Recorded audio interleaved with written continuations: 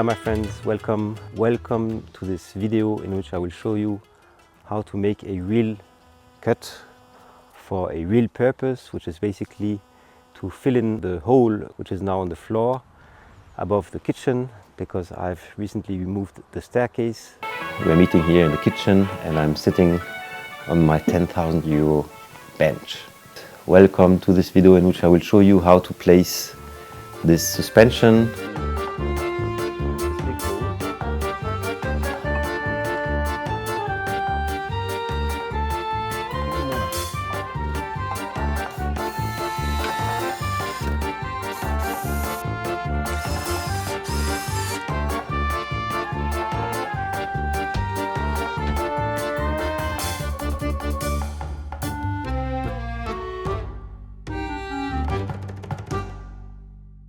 So now we have to close all of this. By the way, I just shot the video about how to make a long straight cut, either with a jigsaw or with a circular saw.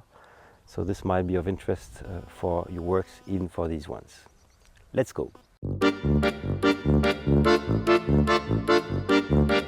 We start with a quick analysis of the situation. So this here is the board I need to cut for filling in my hole now that the staircase is gone. When you're doing long cuts, you have to make sure that you measure on one side this part, then this part, then this part, and this part. Now what happens is that our OSB boards, they're making 59 length. So we'll be connecting two of them, and then we'll have to deduct from these lengths here, the 59, for making a good cut for this part here. So we can first of all start off making this cut with 138.5.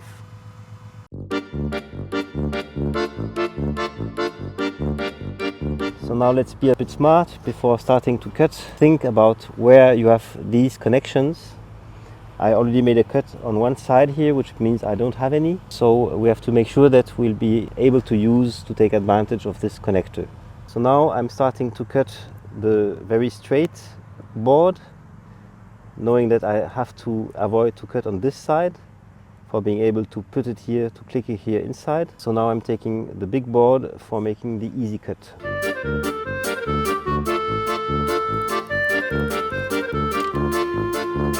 You first of all have to make sure that your ruler is well aligned here with this border. And we take this border, because in case you don't need this, we will just cut it out, but the references have to be made on the top. We start by measuring the 138.5. So now this here is the reference from where we went to make the cut, and we still have to make the reference for putting the guide for the circular saw. So that's 9.5. I'm staying close to the borders for the maximum of precision.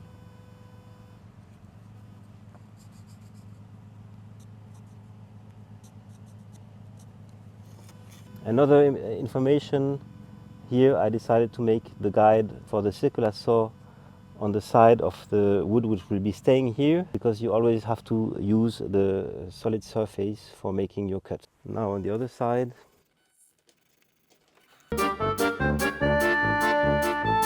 Now I have to put the guide, and at the same moment we're making sure that the two boards are well aligned, because this is giving the safety about the 90 degrees. And now I'm fixing it with a speed clamp and not too close from the border.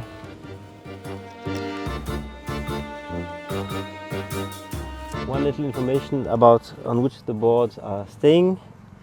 So here the piece which I will be keeping is this part here. So this is on the two tréteaux, and I would say this one is essentially for holding the board at this stage.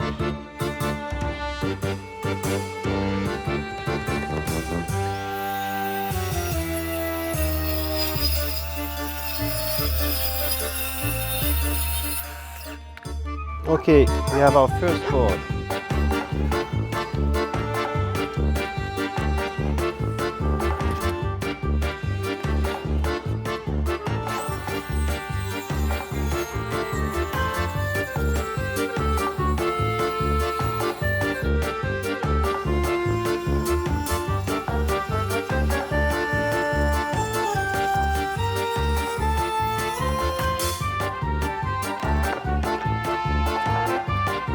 Here I did a mistake. You see here that here it's plain wood and that here you have the renew.